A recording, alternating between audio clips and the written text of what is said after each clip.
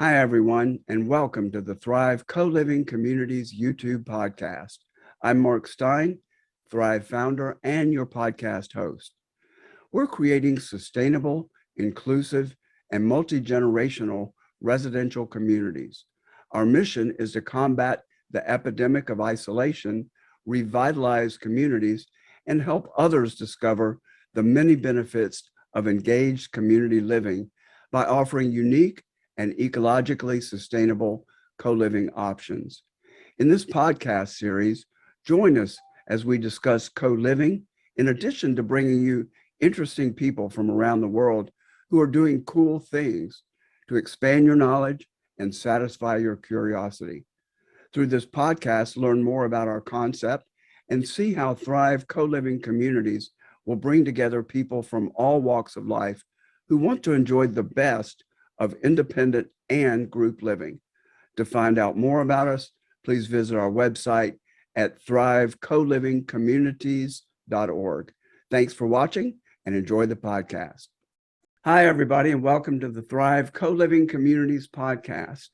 At Thrive, we're always interested in exploring ways to bring more health and wellness into our daily lives, which is why I'm excited today to chat with Elyse Howard. She's a licensed massage therapist, medical massage practitioner, personal trainer, and certified pain practitioner with a total of 13 years of experience in the health and wellness industry. She's also the owner of MassageNerd Integrative Health in St. Petersburg, Florida. Through MassageNerd, Elyse serves the local community by helping re-educate them about the balance of conventional and functional medical practices. Welcome to the Thrive Co-Living Communities podcast. Elyse.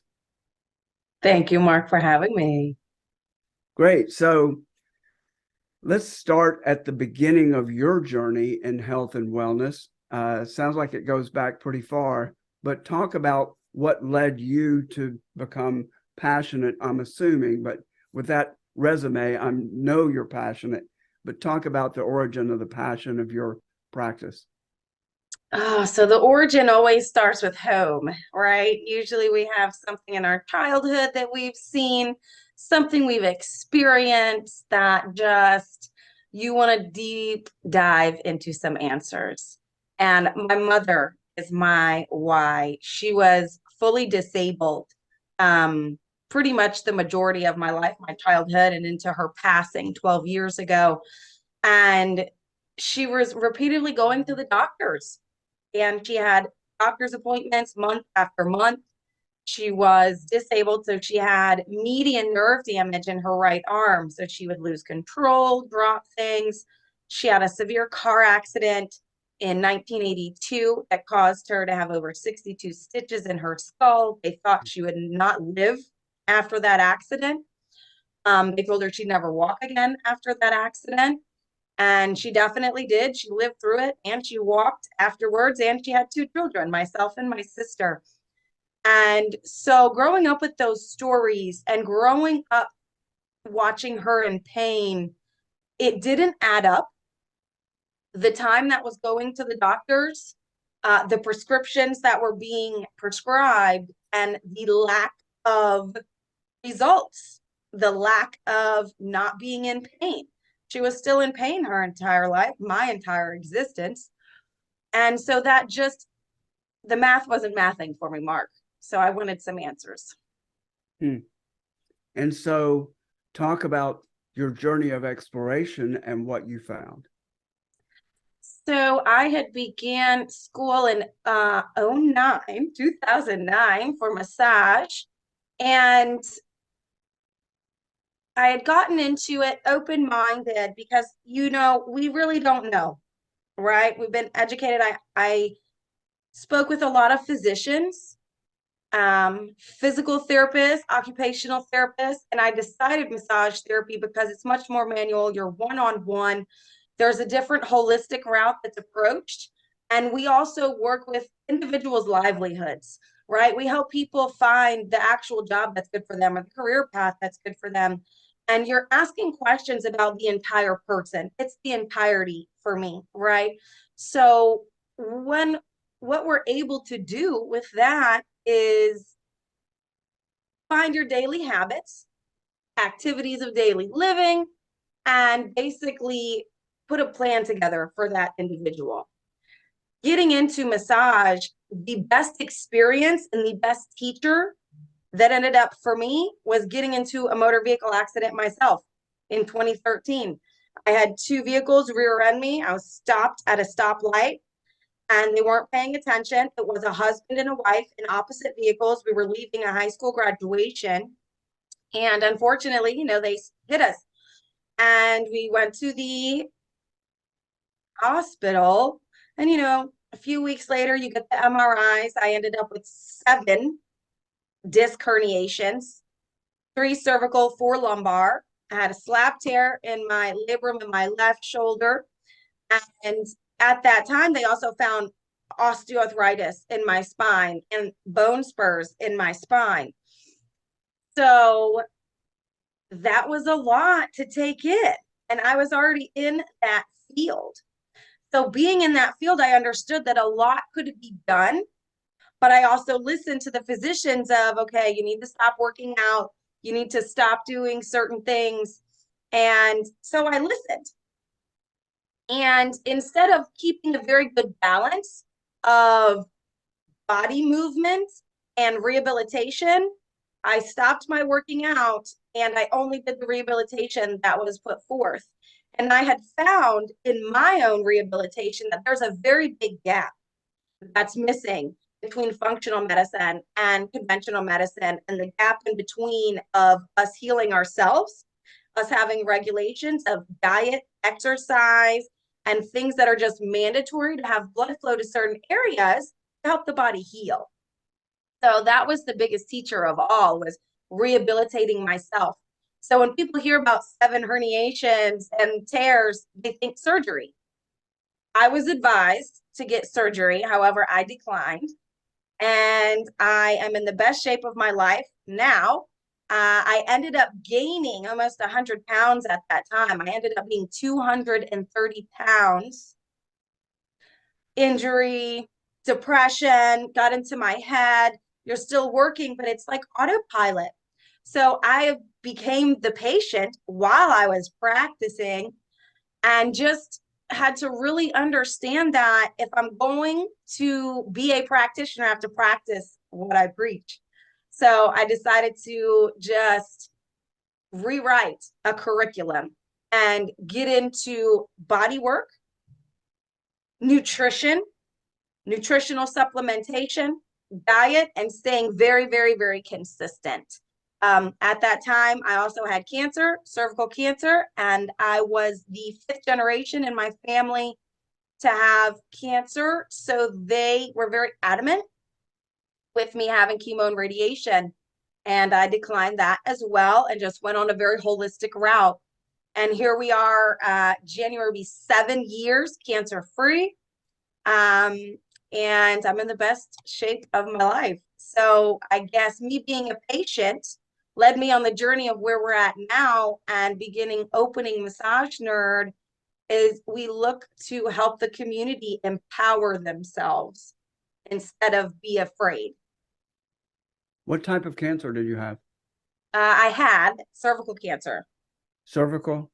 Correct. Okay. Stage 3, it was. Wow. 7 years cancer-free. Wow. My mother died of lung cancer. My grandmother died of breast cancer when my mother was 1. And my great-grandmother died of brain cancer. So there's a long lineage of cancers in our genetic code. Did you gain all that weight because you stopped your workouts, your regular workouts, and you were only doing the physical therapy that they were prescribing? Is that correct? What that was? That, and I just became undisciplined. I, just like you had said, sometimes we isolate, and I was in pain and unhappy, and they told me I couldn't work out. I was doing Brazilian Jiu-Jitsu and Muay Thai kickboxing 2-3 times a week, and in the gym the other 4 days. And when they tell you can't do that, you have permanent nerve damage. I also had bilateral carpal tunnel and a double crush, which means you have nerve impingements in your neck and in your wrists. And with being a massage therapist, that became a problem. So yes, it was from the accident, but it was also from my own regard. I wasn't disciplined enough to stay consistent. So it was a very good learning experience. Okay, so it reminds me of a TED Talk that actually is the most popular TED Talk, and I really would urge it to you. I think you'll be interested from lots of different angles. It's called My Stroke of Insight, and it's a woman brain researcher from Indiana who was focusing on stroke research, and she had a stroke, and she observed her stroke from the inside as much as she could, and then lived to tell about it. So just look up My Stroke of Insight TED Talks, and she learned so much. It's a really powerful TED Talk, including spirituality and science.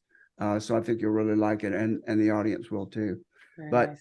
so you observed your dilemma and healed yourself to teach yourself what you needed and the protocols that you needed to be able to help others. Yes. That's a recurring theme, healing ourselves, teaching ourselves to be able to teach others. We've got such a problem still with painkillers, oxy. We've got pain medication addictions. The big court case was reversed just recently, the Sackler family. Talk about where you have landed at this point in time, and I'm sure it evolves, about this dichotomy between traditional medicine, which is a medical model, a drug model, and holistic integrative medicine. Where do you fall? And it's difficult sometimes to know and to trust a particular path, or to find a middle path. Talk about where you are a little bit about that dichotomy.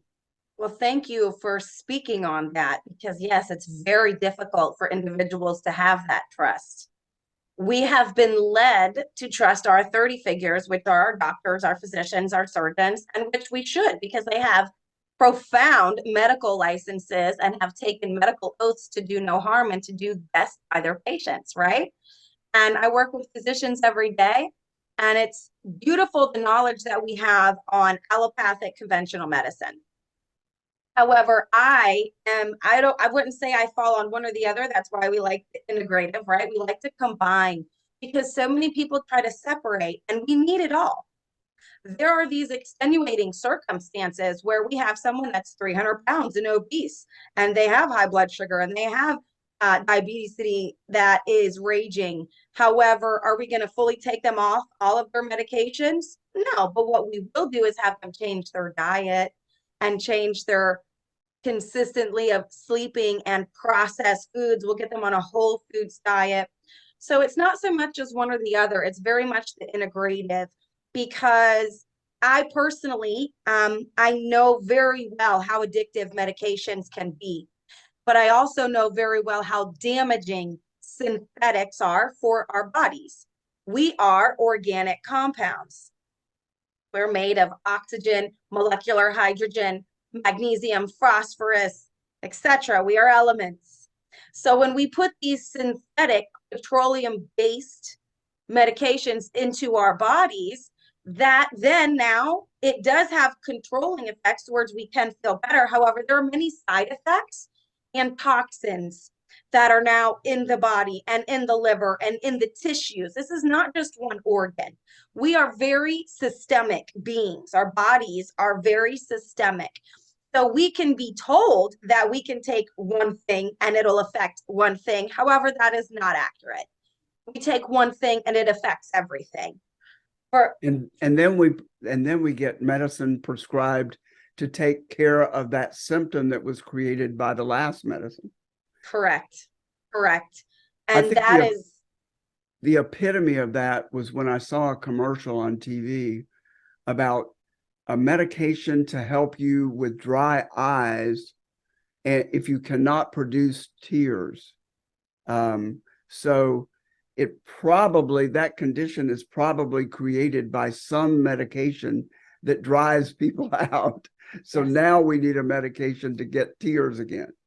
And it's very sad. And I see it every day. I have a patient and she has EDS, which is Ehlers-Danlos syndrome. It's very rare. However, they're born with a missing Y chromosome for connective tissue.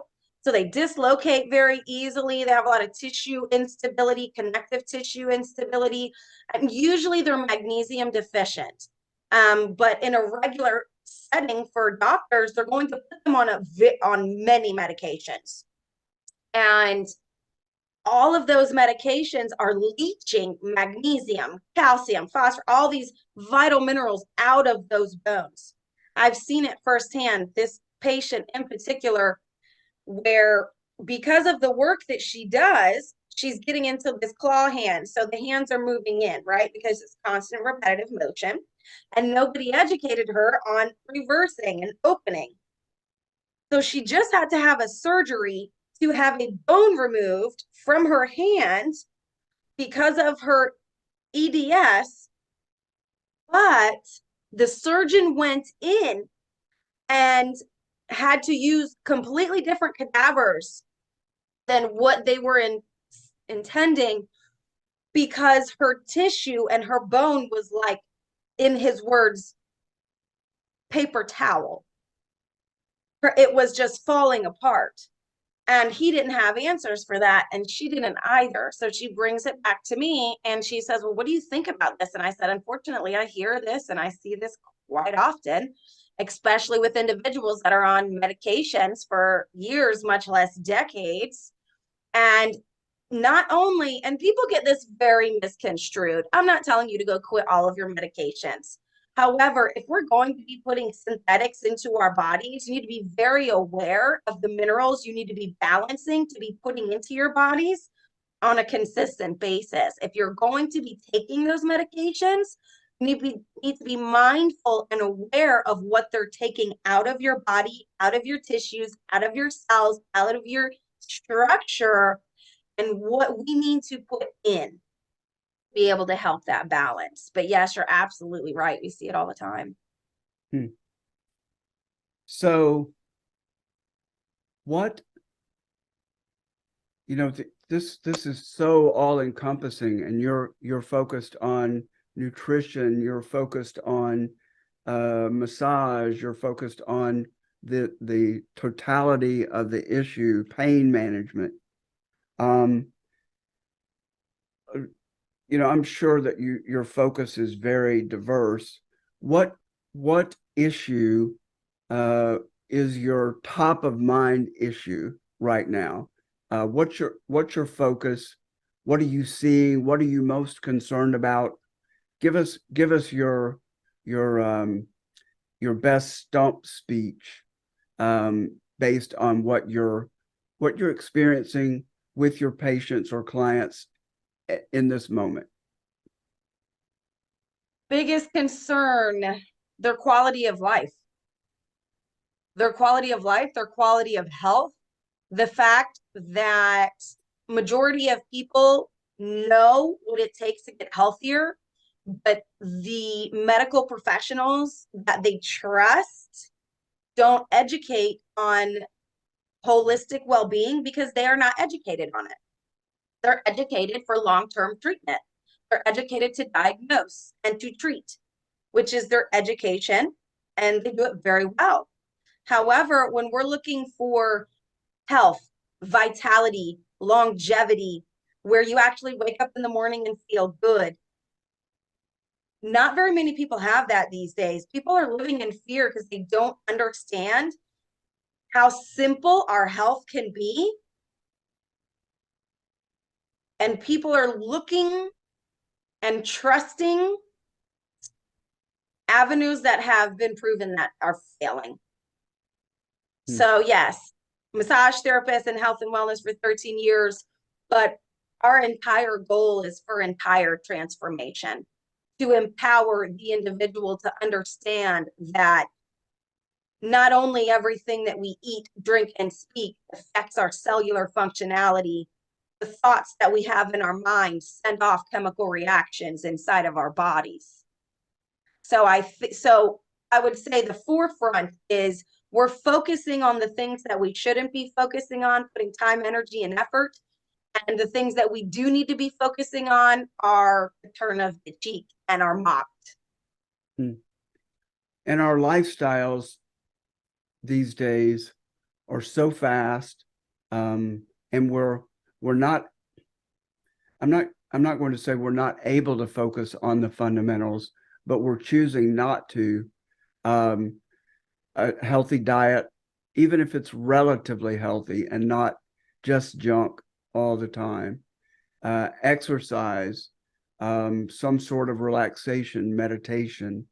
Um, is it a lack of discipline, self-discipline, and an inability to stay focused on fundamentals? Is that it? And we're distracting ourselves with media, um, alcohol, all sorts of activities. Mhm. Is that it? I mean, there's definitely a needle, right? And the nail. Boom.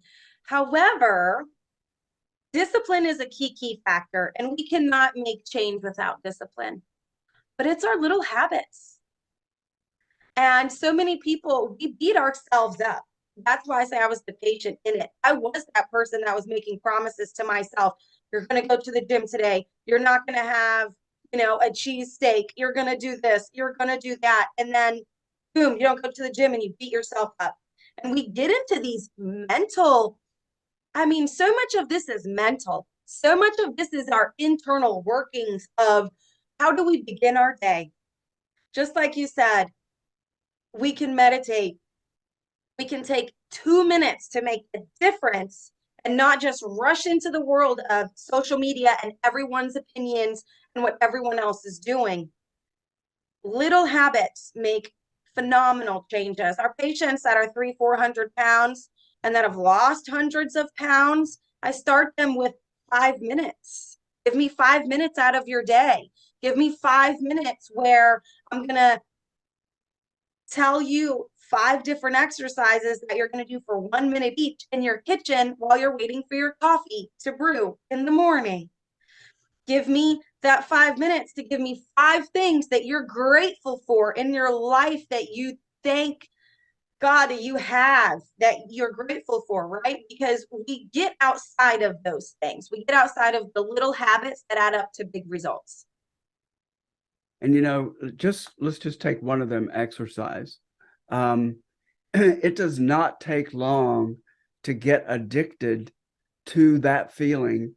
If I'm in the gym or walking or something every day, and if I go 2 days without it, my leg muscles just start screaming at me. So it really doesn't take long. I would say maybe a week to get, well, I don't know. It depends on what kind of shape you're in. But Shape and for mentality. that addiction to come in, but it does take some discipline up front. Most definitely. Most definitely. Discipline, and where is your motivation coming from? Because people don't make change.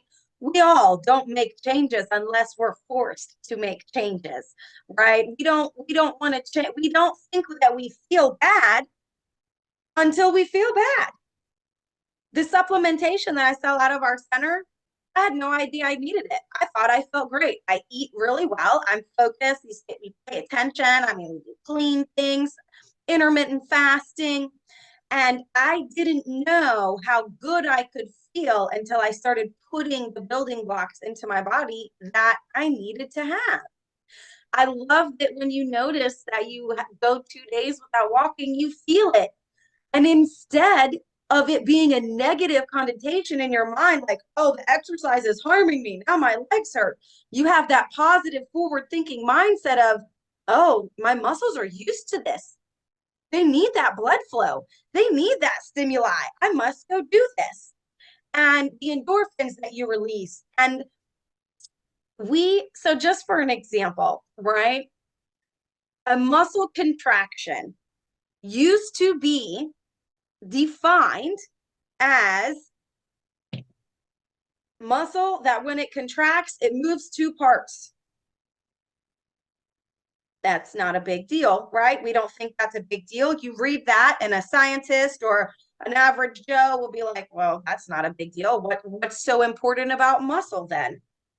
However, now the definition for muscle contraction is where one point of stimuli is contracted. And as that contraction happens, myokines are released, which is a form of proteins, and that is distributed throughout the body and goes directly to the brain and can have depression reducing effects. We are now understanding that muscle is our organ for longevity, that we have been too focused on starving the fat and not focused enough on feeding and building the muscle. Because muscle isn't just biceps and triceps and quads. We have smooth muscle that are our organs, and we must feed them with the fuel that runs them. So not only if we are protein deficient, magnesium deficient, green oxygen deficient, our bodies will look for it wherever it's lacking. So now it's being pulled from different areas. And think about the compound effect. People think age, oh, I'm feeling my age. I've got patients that are 88 years old that are more active than you and I put together, Mark. It's a big fallacy of age. I've seen it. I've witnessed it. I have my patients tell me all the time, I'm looking younger every time they see me. I have patients looking and feeling younger because we're actually giving their body what they need, the exercise that complements that individual, because everything isn't for everyone, but there's always something for someone. Mm-hmm. Are you familiar with historic figure Edgar Cayce? Yes, love Edgar Cayce. Those books were in my home growing up. What was the last part? Say that again. Those books, his books, Edgar Cayce's books, was in my home growing up. Very good. I most recently lived in Kentucky, so Okay. I discovered him. He was from southern Kentucky, around Bowling Green, Kentucky, and went to his center, ARE in Virginia Beach, and just found him fascinating. Yes.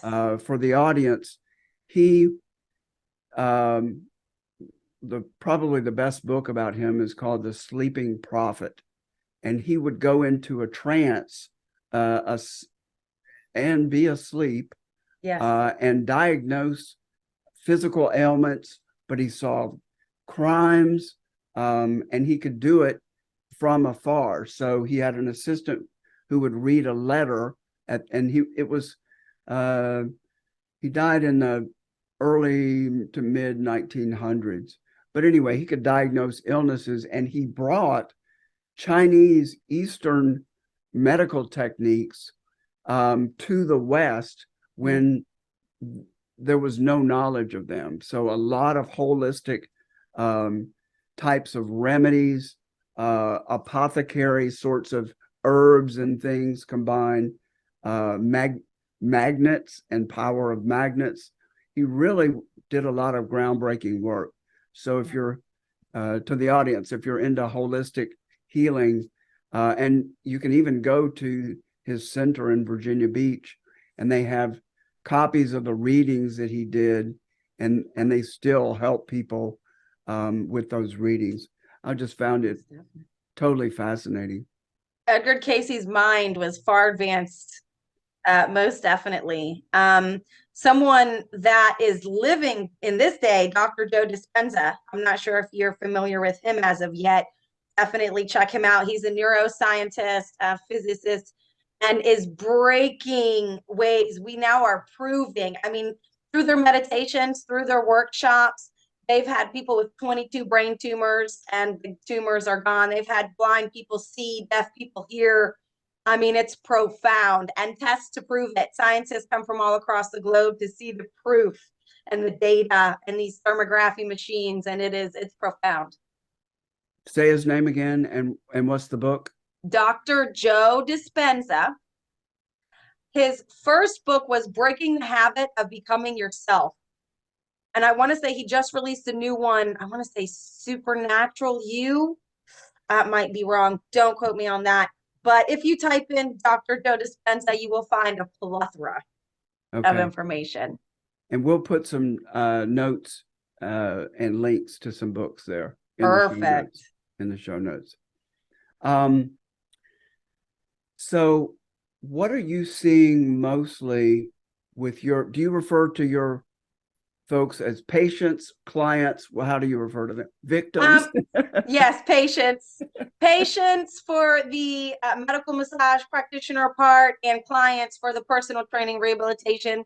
It really, title doesn't mean too much. We just focus on, but yeah, I would say we use the word patients more consistently, just because we do the medical aspect. Sure. So let's do a couple of case studies. You talked a little bit about it, but talk about some of the presenting problems and how you address it, just to give people an idea of your approach. And sure. And to give some concrete examples here. Most definitely. So that's usually everyone's that's first ask, right? Is what's your specialty? And we are the people that get referred to when people are sick and tired of being sick and tired. They're like, okay, well, I've tried everything. Go see Elyse. Let's see what she can do. Let's see what her and her girls can do. And just for an example, a gentleman that was referred to us probably about 6 months ago. It took 3 months just to get him in because we have a long wait list and there are some fluctuations with scheduling. However, he had severe neck pain.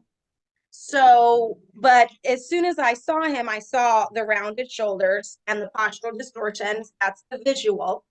Now, his complaints were severe neck pain, bilateral, so both elbows, pain, and nerve impingements. He had already had a disc replacement in his C-spine, so he had a cadaver disc in C3, C4, and his goal was just less pain, just whatever, because he had been in this pain for over 15 years. And the surgery was recent. He had a car accident in February that aggravated a lot of old ailments. So the first thing we're going to do is I'm going to have him move and let me see his range of motion. Range of motion was very restricted. I mean, could barely even give me a 45-degree on his shoulder. And so then I'm going to make the decision of, okay, are we going to do more manual work or am I going to bring in the device? I use a microcurrent stimulation device. It's called MPS. It actually takes, so I love that you're familiar with traditional Chinese medicine, TCM, because it takes traditional Chinese acupuncture points and Eastern neurology and German dental and combines it into a device. So I use this device to help reprogram nerves, send out, and it actually is proven to help reduce pain naturally, aid in a lot of those issues. So that happened first. And then we get into the manual. So we'll open up the neck and the shoulder areas, see where all these restrictions are, open up the physiology. And especially with individuals that have had pain for 5 years, 10 years, those tissues are traumatized. It gets stuck together. It's almost like glue internally. If you ever heard of frozen shoulder syndrome, a lot of people have heard of that. It's very familiar. It's basically where the capsule is glued together. So this happens a lot. that's not the only condition that it happens. It happens all the time. And a majority of people's aches and pains are where we get stuck and sticky on the inside from our repetitive stress, from our jobs, from the alcohol that's being consumed, and all that uric acid is, combining and degenerating your spine. A lot of arthritises are caused from a lot of over drinking. A lot of people may not like me saying that. It's very true, though. So this particular patient, been about 6 months, and he had messaged me last week, and he said, I just want to thank you. And I was like, well, for what? And he was like, I had 3 surgeons tell me that I'm going to have full elbow reconstructions on both of my elbows because there's just no fixing my nerve impingements and my pain. And I've been working with you for less than 6 months and I have no pain. He says, Saturday, sends me a message and says, I'm on the ninth hole and I have no pain. Like this gentleman couldn't play golf. This gentleman couldn't live his life because of the pain that he was in. And he refused to take the medications that he was being prescribed because he didn't want to have his brain affected. He does a lot of different entrepreneurial businesses and he needs his mind in tip-top shape. So he decided to live with the pain. Now, mind you, we do have him on some nutritional supplementation. Molecular hydrogen is phenomenal for natural anti-inflammatory. It's not going to hurt the gut lining. It actually helps aid in building up cellular structure.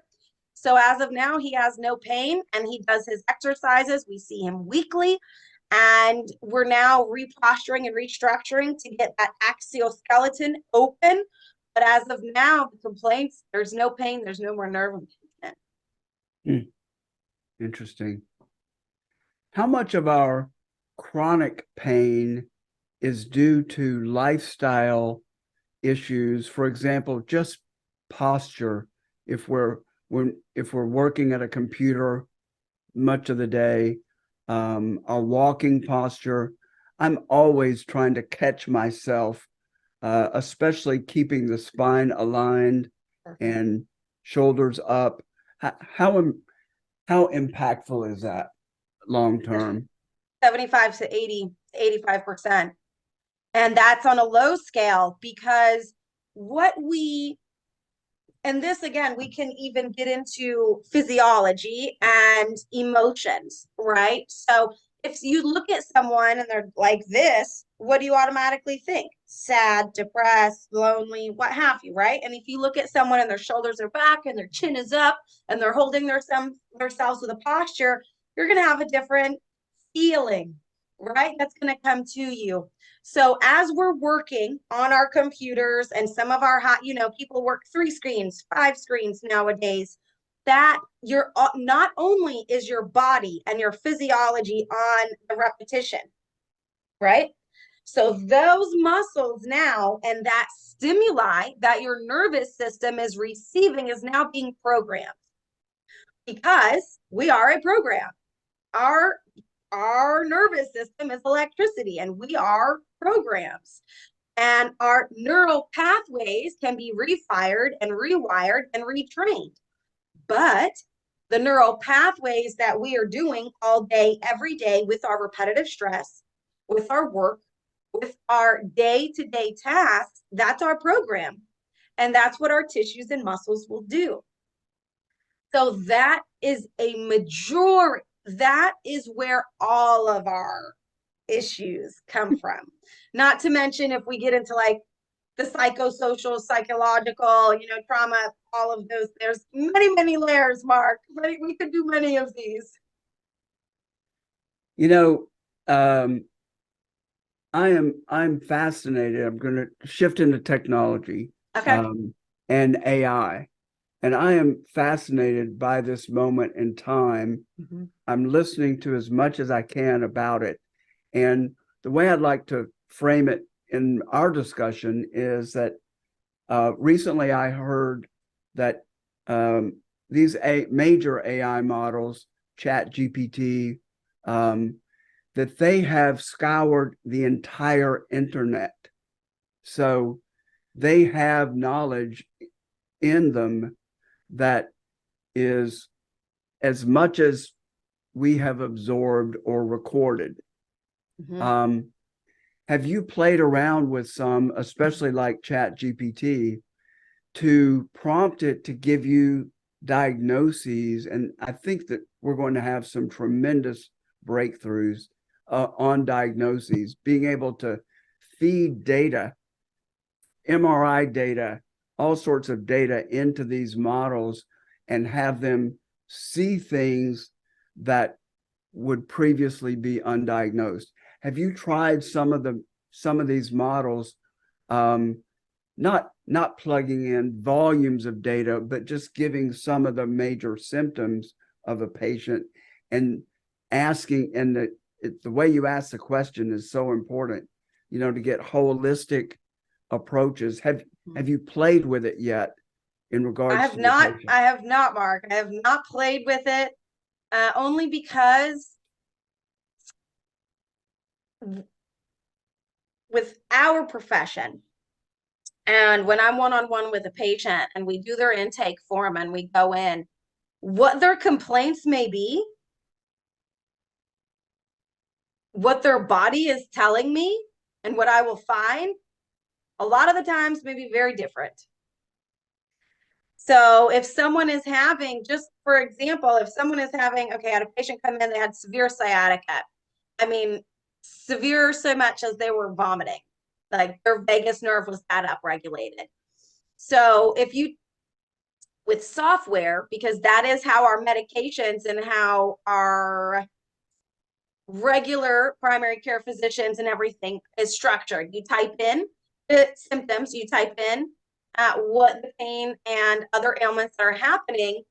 And depending on their insurance, the physician gets what prescription to prescribe. There's no innovation there. And I'm not saying that's a bad thing, but that's an insurance thing. And from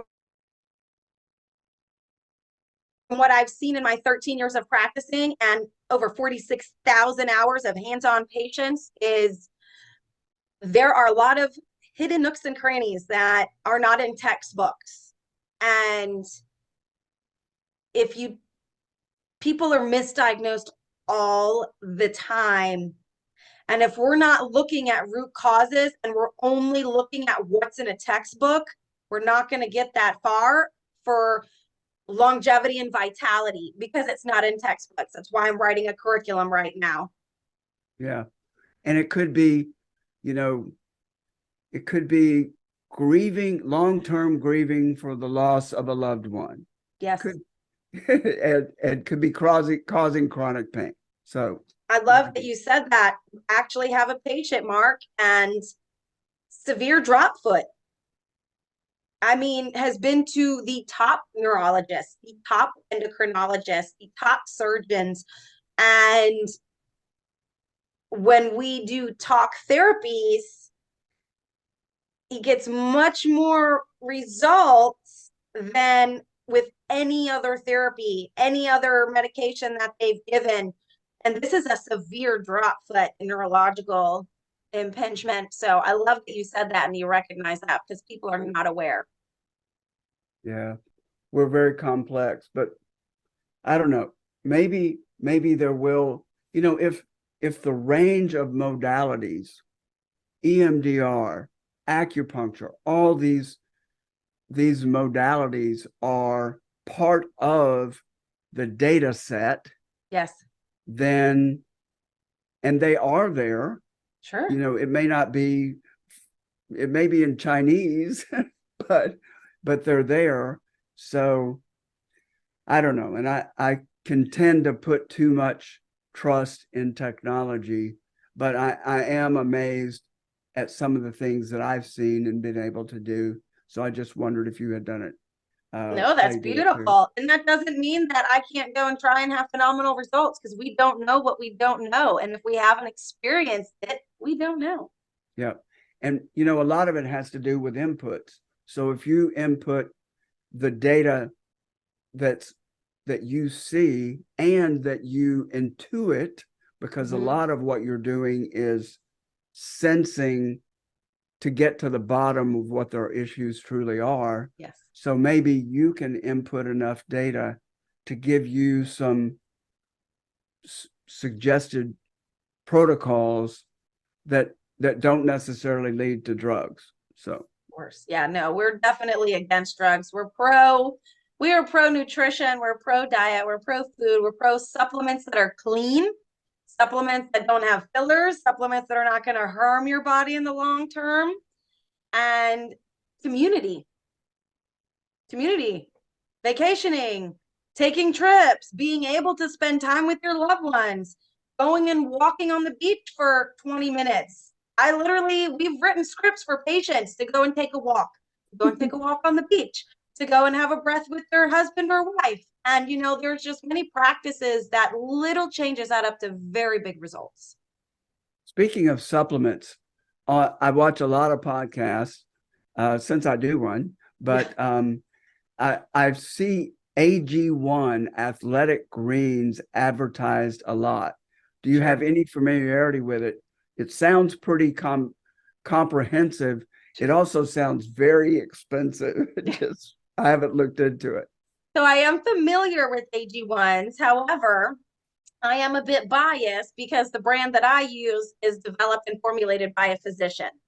So I absolutely love that there are a lot of mainstream, but unfortunately, when you get higher up in the mainstream products, you have what we call a lot of fillers.